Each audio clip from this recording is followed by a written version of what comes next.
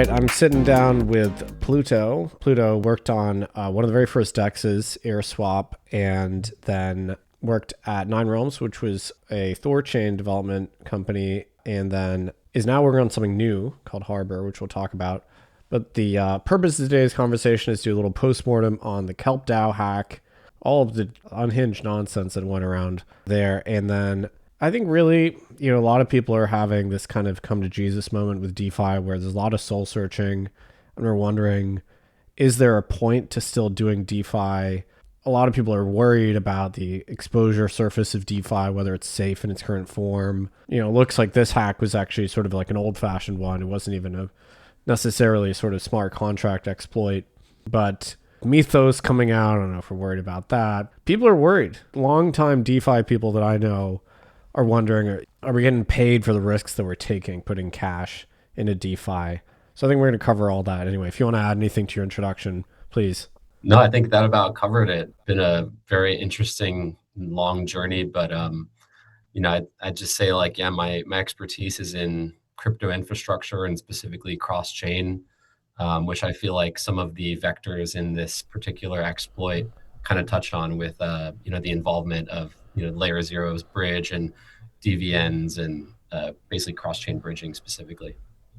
Yeah, I think you actually have a fantastic sort of resume when it comes to sort of like diagnosing these problems. And, it's cool that there's at least one person that's still optimistic about this space and still building it.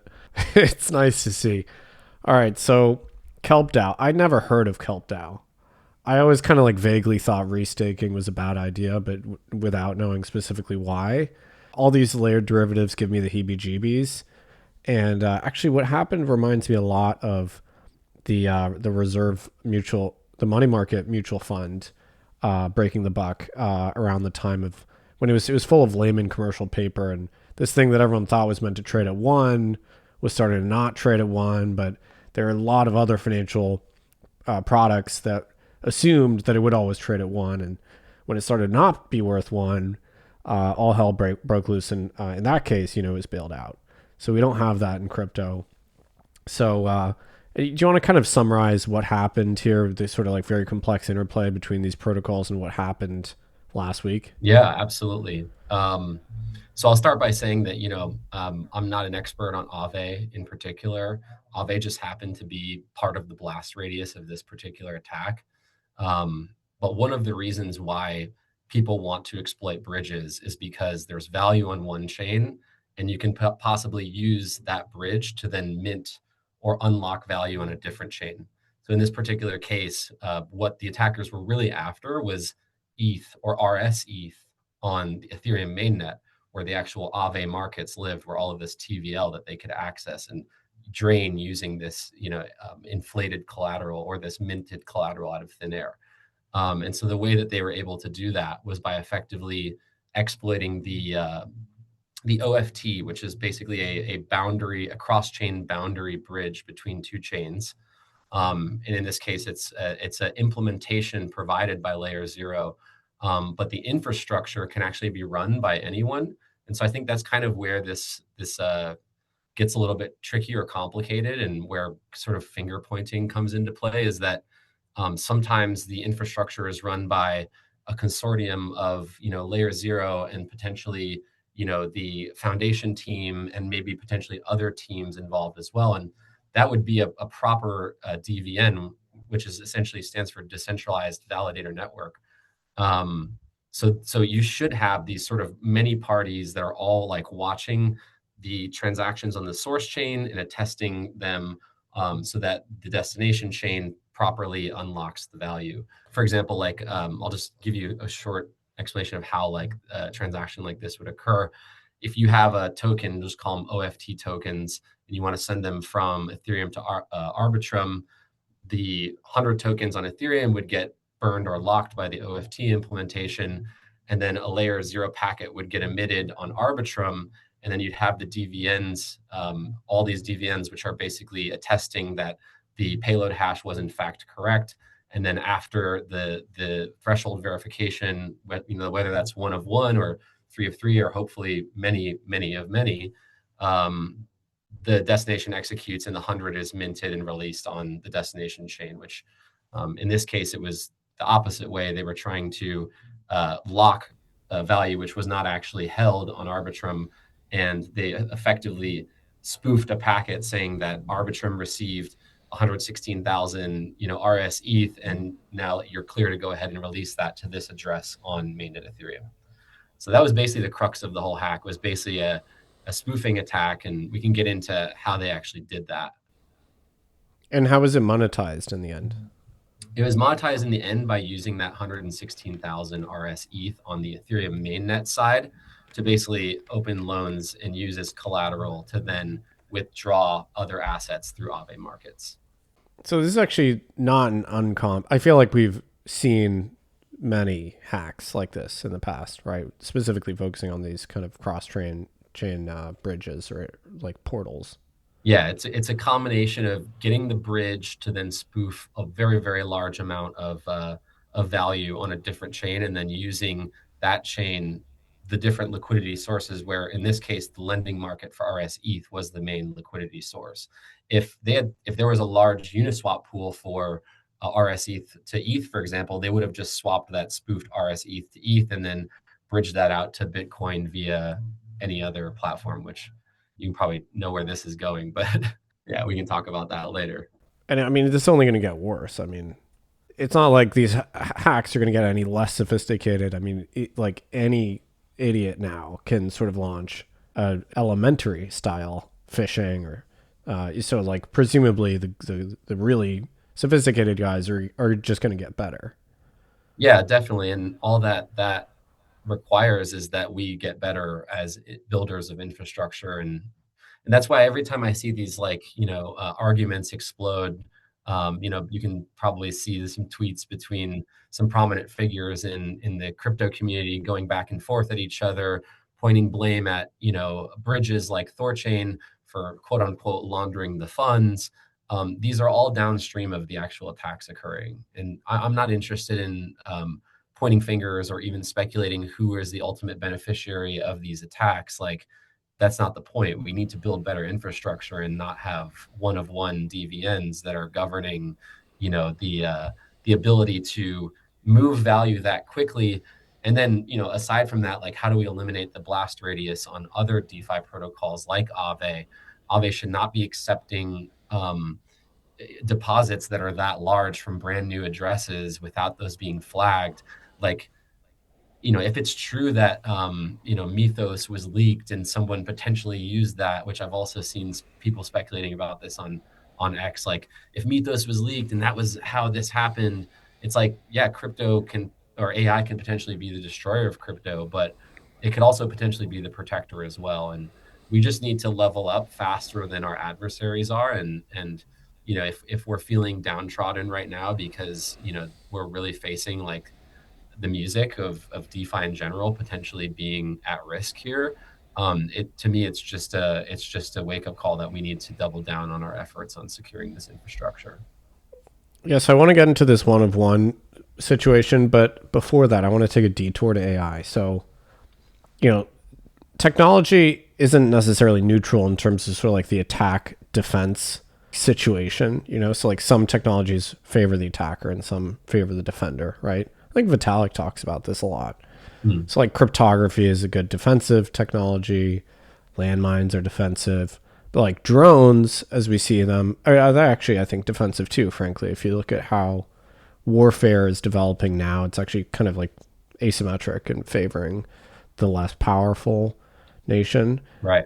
AI has everyone spooked, the White House kind of, I think, dragged a bunch of TradFi institutions in to talk about Mythos recently. So what is your assessment? Do you think sophisticated AI favors the attacker or the defender in the context of DeFi?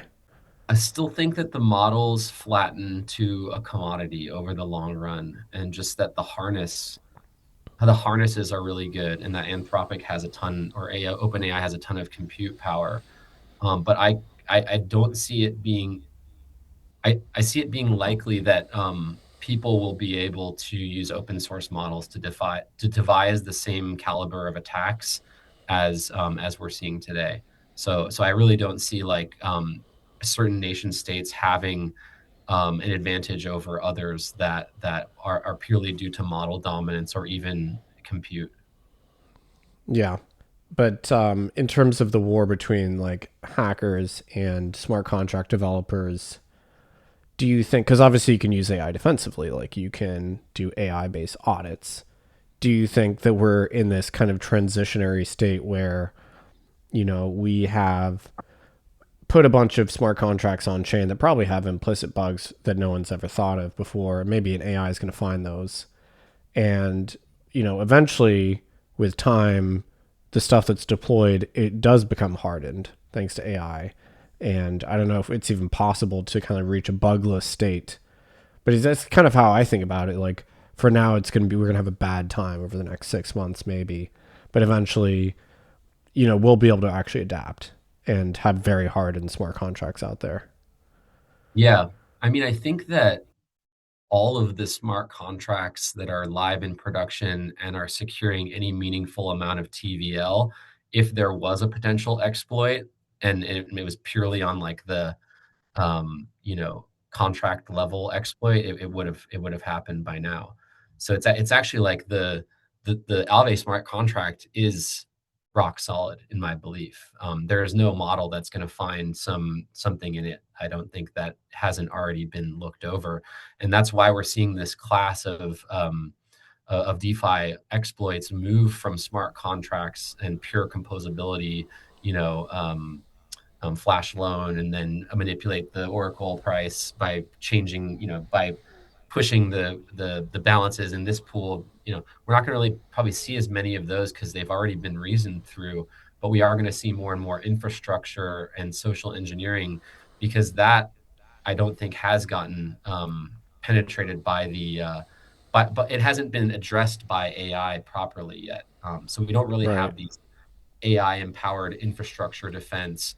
And they haven't built these sort of like proof of reserve Oracle AI based Guardian networks that are constantly kind of arguing with each other about the potency or legitimacy of a transaction to affect harm and then writing that on chain. Like we just haven't built the defenses into the infrastructure yet.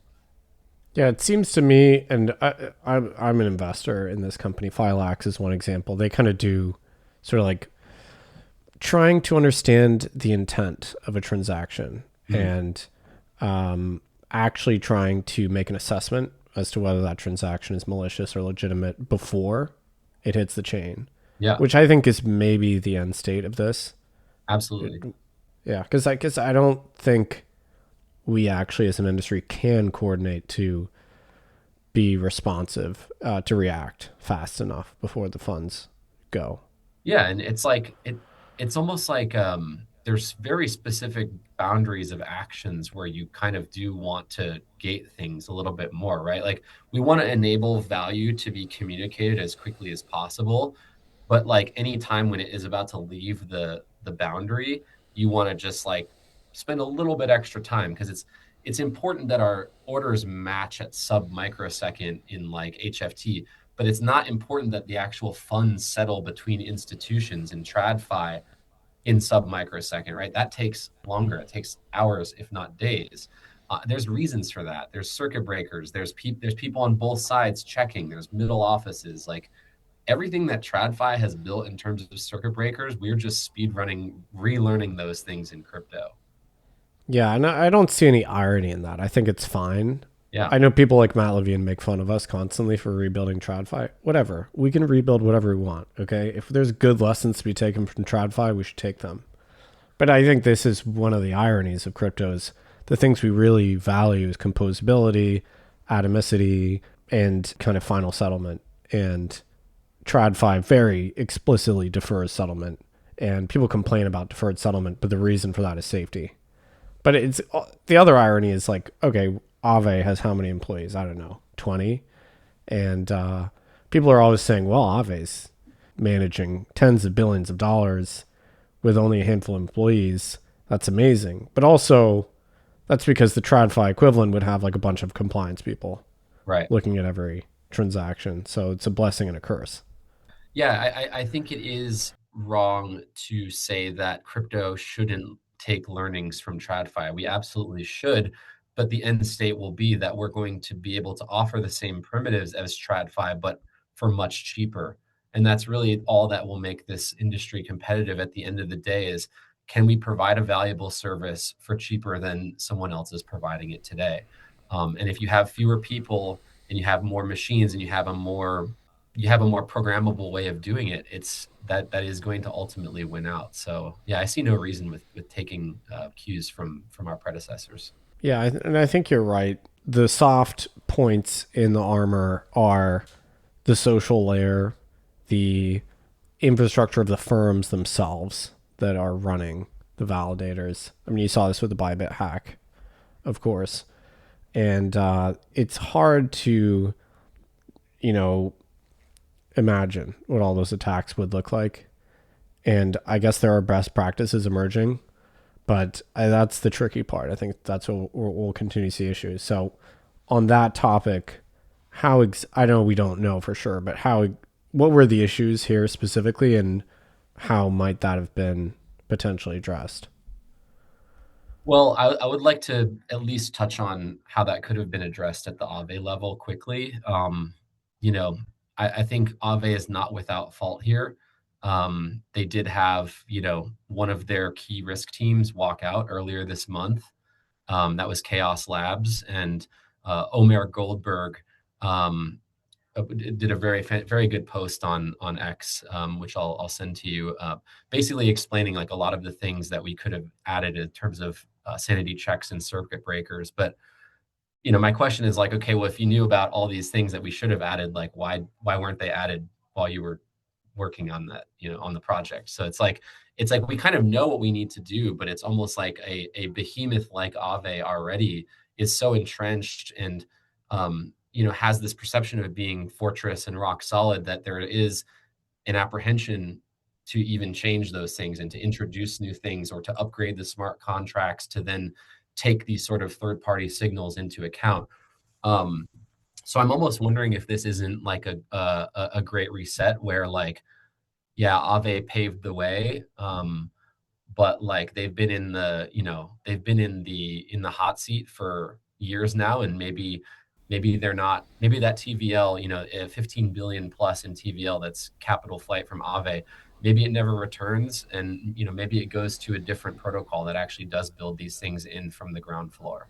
Yeah, I think this is why this is shocking to a lot of people, because Aave really was understood as like the gold standard in DeFi, but even they weren't fully impenetrable. Now on the LayerZero front, Yeah. what's the diagnosis? So LayerZero is very interesting. They do provide, at the end of the day, it's just a messaging service. So they're not actually like really doing like cross-chain swaps like Thorchain would, for example, where you're sending Ethan on one side and getting BTC out on the other side. They're locking assets or burning assets on one side and then attesting to them on the other side and minting them. So bridging is always something that I have just kind of been opposed to, but I understand why it needs to exist. You can't just have swaps, because swaps imply trading fees. Potentially in an AMM, there's going to be slippage. There needs to be either always on liquidity or passive liquidity. So it is important that this industry does have bridges where you can put one thing in one side and get one out on the other side. So I think something like LayerZero wormhole very much need to exist, but I do think that certain implementations of it are better than others. For example, wormhole's approach works well. They have the 13 of 19 guardians, each running their own full nodes, but that's very expensive. And Wormhole doesn't potentially want to support all of these new chains that pop up. And LayerZero provides an out of the box solution for them. They say, look, we're just the messaging protocol. We have this stack that you can deploy if you want to create a bridge between our new chain or our new asset and Arbitrum or Ethereum. And so what ends up happening in practice is that people just follow the guide. They follow the quick start. And that's kind of like the crux of the issue here between, LayerZero saying, well, yeah, we just provided you with this default stack and you are the ones that chose to use it in a one of one. And then KelpDAO is like, yeah, but you guys told us that was okay or that was safe.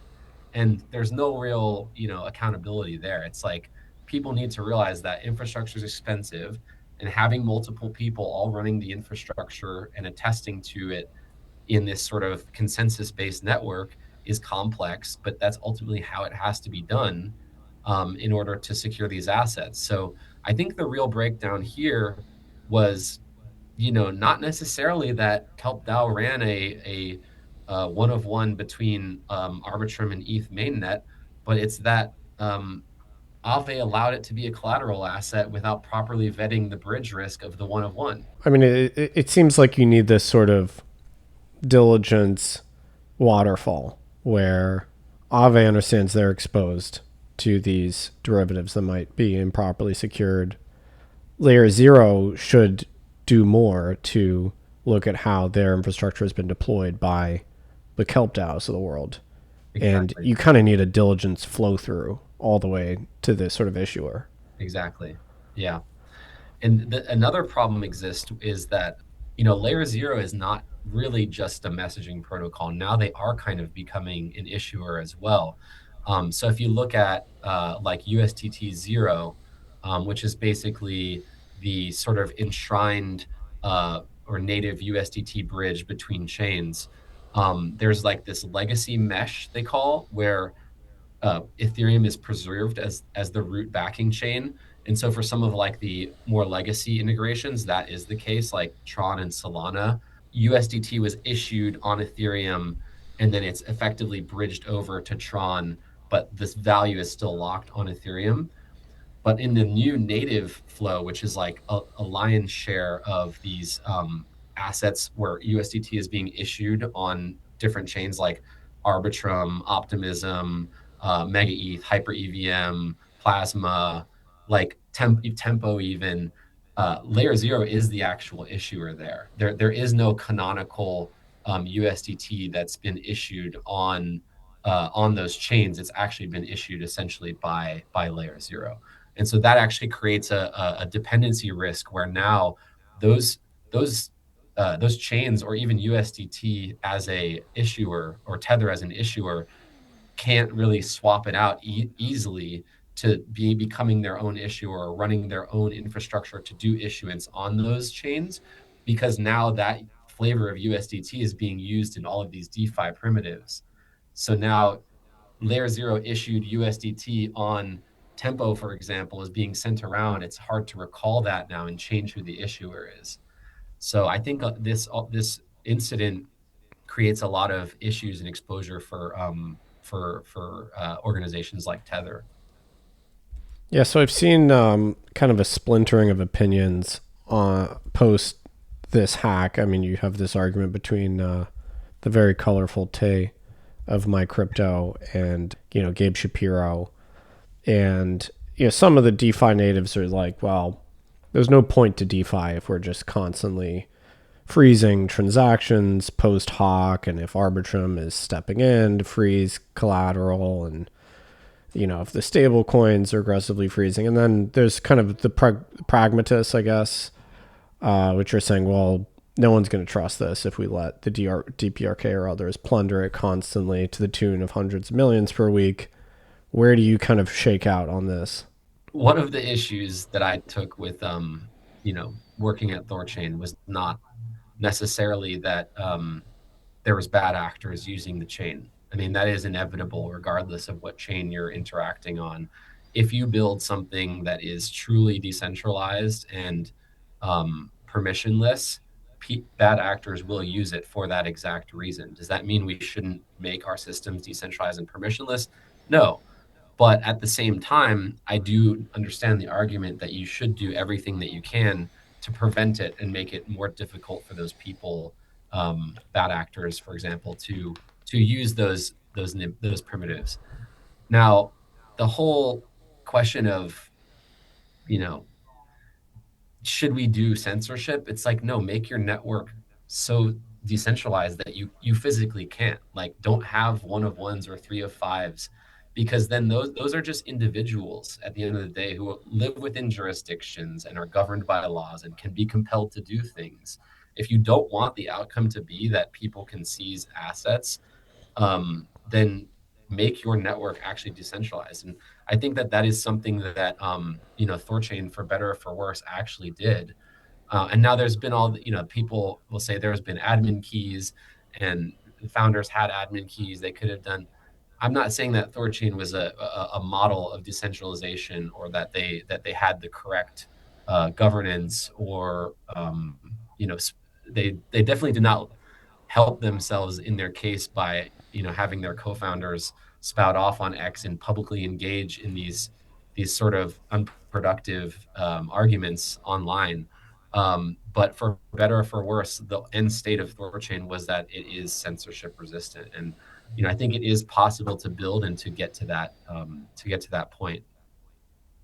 Yeah, it's such an interesting debate because there's a sense of, well, maybe we should bite the bullet and actually make this decentralized infrastructure. It does mean that, bad actors will use it, but you don't want to be constantly tempted to step into the flow and alter transactions. So you kind of want to acknowledge that, yeah, there's always going to be this kind of shadow hanging over it. The government's always going to be harassing you a little bit, but if you truly don't have control, then maybe that's the better outcome, and it's just a matter of hardening your infrastructure so you don't have as many hacks, and then you don't have this constant demand to step in. I think if anything, this does not bode well for like Arbitrum, for example, because even before this incident, I didn't really understand the L2 thesis. My co-founder and I talk about this all the time. Like, proof of work scaling on Ethereum, it's worked well enough that it still costs less than 1 cent to send any amount of USDT, right? In normal gas times. So if I can spend less than 1 cent in gas fees to send any amount of value on Ethereum, what's the purpose of something like Arbitrum in the first place, like that offers decentralized scaling for Ethereum? It's like, no, either use the full corporate chain tempo or use Ethereum mainnet. I don't really see the reason for having Arbitrum anymore, and I think that after this specific event, they're neither here nor there, so why use it? Yeah, I think a lot of people are having that same thought. Like maybe we're going to get a barbell effect where people default back to kind of base layer ETH, and then maybe there's a corporate chain as the overlay. Yeah. So Thorchain has also been in the discussion here. It seems like it always is. Your ex Thorchain, what do you make of it, kind of its current state and its model in terms of decentralization? Yeah, I mean, I think like yeah, well, full disclosure, I did fork Thorchain. I am working on a competitor to Thorchain, and I believe I'm going to do it better than Thorchain. So, I mean, take my words with a grain of salt. But the one thing I will give them credit for is having the sort of staunch pro decentralization and doing cross chain infrastructure correct. Like, it is a 67 of 100 effectively multi-sig, use threshold signature cryptography, the first of its kind. I mean, it was a truly first mover into Bitcoin to Ethereum swaps. You couldn't do that. So it's critical infrastructure that was designed correctly from the beginning, where every validator is running their own RPC full node. So they weren't going to quick node or block daemon, and you wouldn't have had. I mean, if Thorchain was the DVN for these bridges, you wouldn't have been able to spoof or do an eclipse attack on its RPC infrastructure, because you would have had to compromise the infrastructure of at least 2/3 of those validators. And that's 67 of them. In an ideal world, those are 67 different individuals all running the infrastructure in different cloud configurations, bare metal, all across the world. So it really was like the correct design, whether you want to talk cross-chain swaps or even potentially bridges. Like, that's the future we need to get to. LayerZero could potentially pivot to becoming a more of like a validator-based network where everyone is observing all of the bridge transactions on every chain and testing them. They could learn something from that. So I think Thorchain very much was a trailblazer, and I really enjoyed and learned a lot during my time there.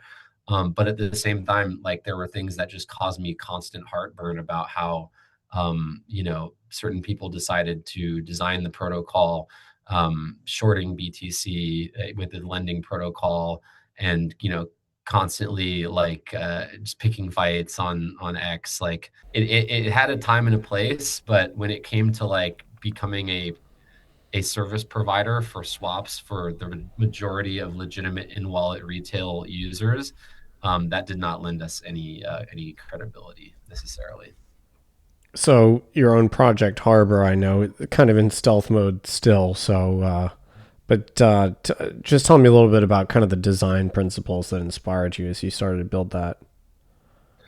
Yeah, well, I think the one of the major design principles is effectively to segregate the base layer, or the validator network that's actually um, witnessing transactions on those source chains and then attesting them into the blockchain, and then basically making a general abstraction, which we call subnets, that allow multiple different, you can call them subnets or layer twos or whatever, but you could basically have like the base network, which is only responsible for custodying the L1 assets. And then those are being credited to networks that can have their own validator set. So for example, our first subnet is our exchange, which is a limit order book. And that can be a one of one, it can be a one of five. It can effectively be its own network that's sort of cordoned off from the other users who are utilizing the base layer network. I mean, I think that's just like sort of a risk boundary that allows people to build new applications and then progressively decentralize them as their user base requires. So it's a unique design that draws heavily on Thorchain and its original design. But I think we're going to be able to service the burgeoning market of cross-chain swaps better because of the order book design. This week, it seems like we're at a low point in DeFi sentiment. I think it's maybe the worst that I've ever seen it. What's your level of optimism around the sector? I just think continuing to invest in crypto infrastructure and investing in security of crypto infrastructure, using these aligned AI agents to build consensus-based networks that will flag suspicious transactions for either DAO intervention or additional review. It's only going to, people just bristle at the idea of human intervention. We're not never going to mature as an industry if we don't have some form of oversight. We cannot be just allowing $290 million dollars worth of an asset minted in one go and then instantly deposited into a new address. Like we have to just do better. So I think the crux of like AI and crypto is actually like in infrastructure and in just leveling that up in general. But I'm still bullish and still building in crypto, because of this, like because I think AI and crypto are complementary, and I feel like we're just scratching the surface of what the industry can be. And like I said, the protocols of yesterday might not exist tomorrow, but in their place, new protocols will emerge. We'll learn from our past mistakes, and we'll usher in the real future of finance. I think about correspondent banking as an analogy to bridging, right? Because it's the same challenge, right? Like I'm trying to send a wire to Indonesia that goes through New York, and then they, acknowledge the receipt of the funds. They make sure that the funds actually got there, and then they send it over to one of their partner banks in Hong Kong, and then they do the same thing, and then they send it to some local bank in Indonesia. So we clearly have a way for this that this actually does work. Yeah. It's clearly possible. Although, of course, we always complain about how long it takes to send a wire, across the world. So I don't think this is an intractable problem. This concept of verifying inbound funds and then releasing funds on the outbound side. Yeah, exactly. We just need better designs. We need better engineering. We need better security. And we need people to, I mean, I think this might be the event that really causes people to reevaluate and to do more defense in depth, and to do, like you were saying, this sort of waterfall audit of the full risk chain. We can't think of these sort of systems as being siloed and easily composable. They are interconnected for better or for worse, and so we need more of a holistic approach to risk evaluation. Well, Pluto, thank you for clearing this up for me. I'll be honest, I didn't know what the hell was going on, so this has been very elucidating. I appreciate you joining us. Yeah, thanks for giving me the opportunity. Happy to have these conversations anytime you want.